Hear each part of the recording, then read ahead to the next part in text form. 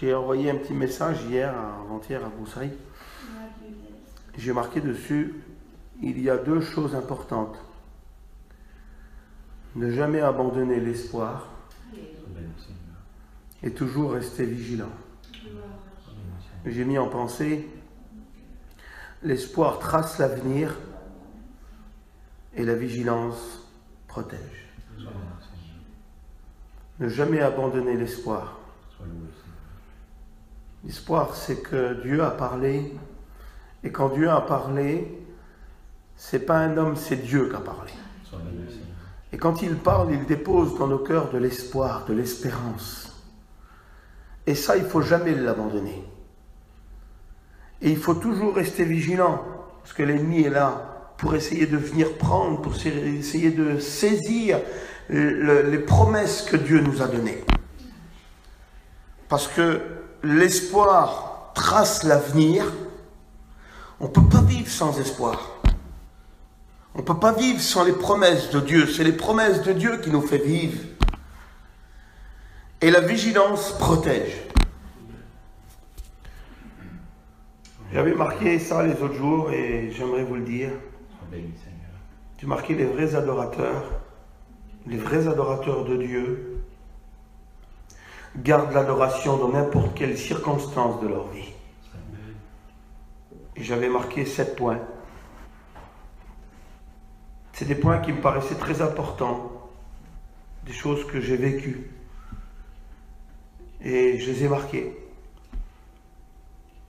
Et les vrais adorateurs gardent l'adoration dans n'importe quelle circonstance de leur vie. Les adorateurs de Dieu, les vrais, gardent l'adoration dans la tentation, dans les larmes, dans la souffrance, dans la trahison. Des fois on a été trahi. Et dans cette trahison douloureuse par de ceux qu'on aime, des fois l'adoration s'envole un peu. Mais non, lorsque nous sommes des vrais adorateurs, nous gardons l'adoration dans la tentation, dans les larmes, dans la souffrance et même dans la trahison. Nous gardons aussi l'adoration dans la vallée de l'ombre de la mort, où on ne pense plus s'en sortir, où les vallées sont sombres, et qu'on dit on va plus s'en sortir de cette situation-là. Mais lorsque nous en sortons, nous continuerons à adorer l'Éternel. Nous pouvons sortir des vallées de l'ombre de la mort, les mains levées, et continuer toujours à adorer Dieu. Amen. Les vrais adorateurs, ceux qui gardent l'adoration, les gardent aussi dans la vallée de l'ombre de la mort. Dans la peur, des fois ça fait peur autour de nous. Des fois le bateau est en train de chavirer.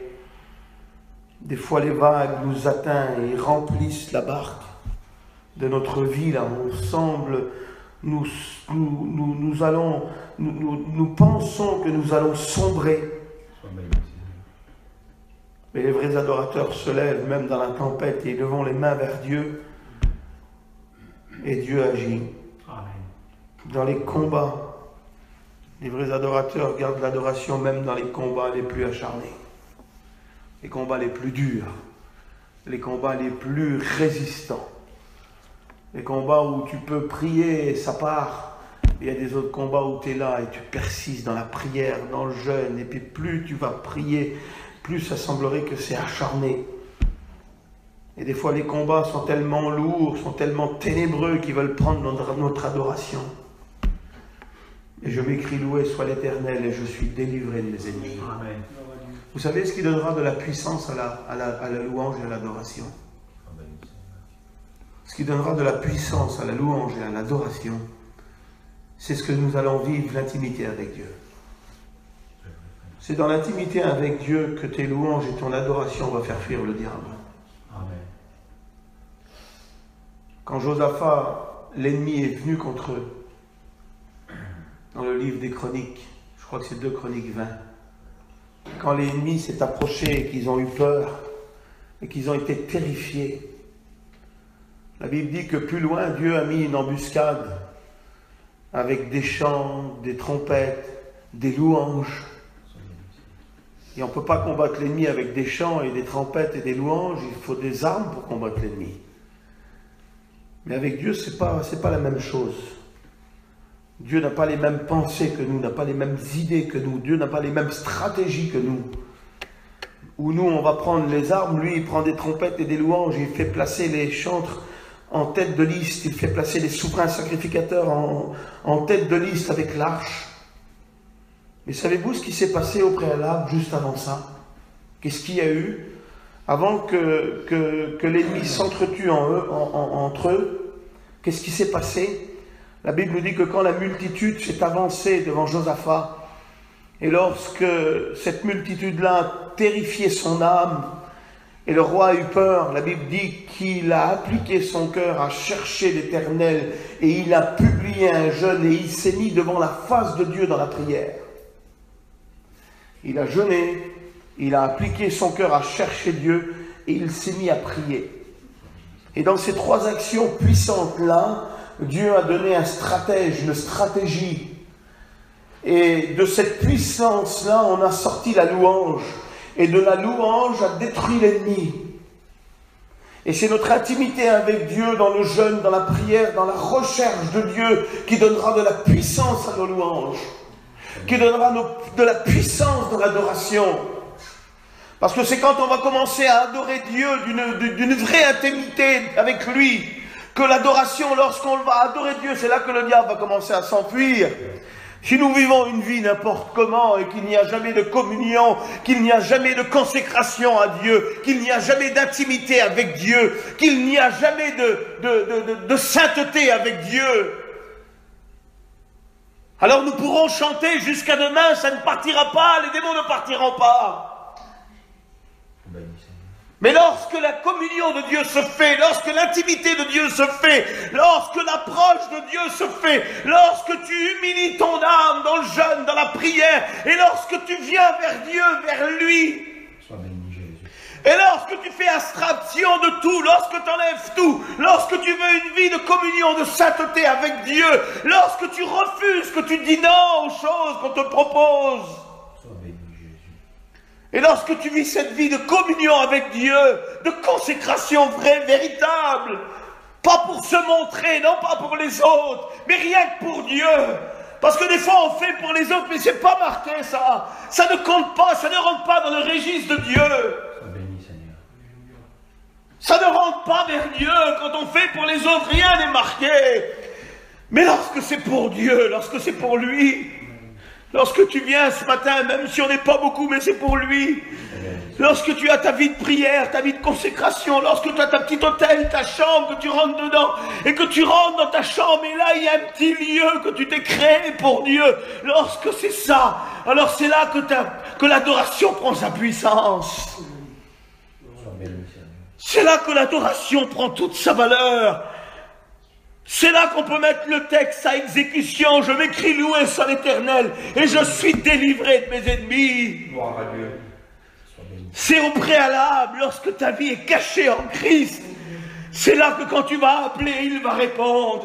Lorsque tu vas adorer, qu'ils vont s'enfuir. C'est là qu'elle prend la force, l'adoration. C'est là, oui.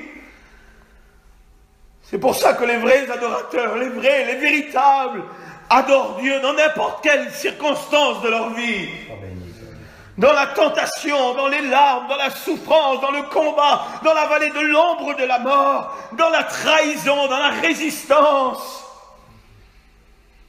Nous pouvons surmonter tout ça parce que notre vie est cachée en Christ au préalable. Juste avant tout ça, notre vie est cachée en Christ. Notre vie est fermée, renfermée en Dieu. Notre vie de consécration, l'amour pour Dieu est manifesté dans le secret de nos cœurs. Et lorsque tu arrives dans la vallée de l'ombre de la mort et que tu es emporté par une situation dramatique, alors au préalable, tu as été caché en Christ. Et là, l'adoration prend toute sa valeur. Et là, tu commences à marcher et à louer Dieu, à continuer à louer Dieu, même s'il y a les ténèbres. Amen. Gloire à Dieu. Même si tout semble s'écrouler. C'est pour ça la Bible dit que Dieu cherche des vrais adorateurs.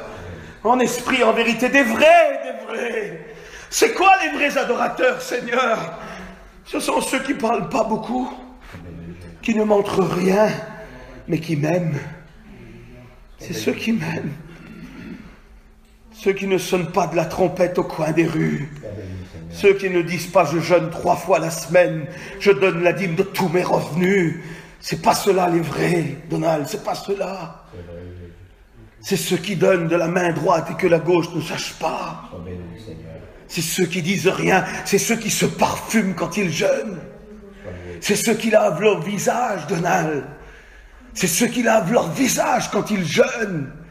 C'est ceux qui se parfument quand ils jeûnent, qui ne montrent pas qu'ils jeûnent, mais qu'ils jeûnent pour moi, Donald. Qu'ils jeûnent pour moi. C'est cela, Seigneur, les vrais adorateurs. Oui, c'est cela. Les vrais, c'est cela. C'est ceux que quand ils appellent, je réponds. C'est quand ils pratiquent le vrai. Ceux qui sont cachés en Christ. Comme Colossiens dit, vous qui êtes ressuscités, cherchez les choses d'en haut. Et vous qui êtes ressuscités, vous êtes cachés en Christ. C'est cela les vrais. Ceux qui sonnent de la trompette, Donald, peuvent chanter toute la journée. Ceux qui sonnent de la trompette, qui donnent d'une main et que l'autre le sait. Ceux que lorsqu'ils jeûnent, ils parfument la tête, ils lavent le visage, mais toute la ville le sait. Ceux-là ne sont pas répertoriés dans mon registre. Ils ne jeûnent pas à la manière de Dieu. La vraie puissance de l'adoration, c'est dans le secret. Dans le secret. Car si on le fait pour Dieu. On ne le fait pas pour les hommes. On ne le fait pas pour être vus. Ceux qui voulont être vus, ils auront la récompense, dit Jésus. Dans Matthieu 6, ils auront la récompense. Ils veulent être vus des hommes. Alors Jésus dit, ils auront leur récompense. Mais c'est quoi la récompense des hommes? Je préfère être dans le secret de l'Éternel et avoir la récompense de mon Dieu que d'avoir la récompense des hommes. C'est une récompense passagère, la récompense des hommes. Elle ne va pas résoudre les problèmes si importants que nous vivons dans nos vies. Les problèmes si importants que nous vivons dans nos foyers. Si nous jeûnons à la manière des hommes pour se montrer par les hommes, nous aurons la récompense des hommes. Mais si nous venons dans l'humilité, dans l'adoration, dans la communion cachée en Christ, alors nous aurons la récompense de Dieu. Alléluia. Parce que c'est la récompense de Dieu que nous voulons. Et si même tu ne donnerais pas de récompense, je continuerai à t'aimer, Seigneur. Même si tu fermerais toutes les sources, je ne viendrai pas vers toi par intérêt. Je viendrai parce que tu m'aimes et je t'aime, Seigneur. Les vrais adorateurs adorent Dieu dans n'importe quelle circonstance de leur vie. Dans n'importe quelle circonstance de leur vie. Parce que nous aimons Dieu, c'est tout. Parce que nous aimons Dieu. C'est l'amour qui triomphe. C'est l'amour de Dieu qui triomphe. C'est l'amour de Dieu. Qu'il n'y ait pas dans mon cœur, Seigneur, je te fais cette prière ce matin. Voilà, Seigneur, je te prie comme ça. Je vais te prier simple avec mes mots, Seigneur. Qu'il n'y ait pas d'amour hameçon. Que lorsque je viens dans ta présence, lorsque je viens te chercher, lorsque je viens dans le jeûne, dans la prière, qu'il n'y ait pas cet amour que je t'aime, mais je veux attraper quelque chose. Je veux en tirer un bénéfice.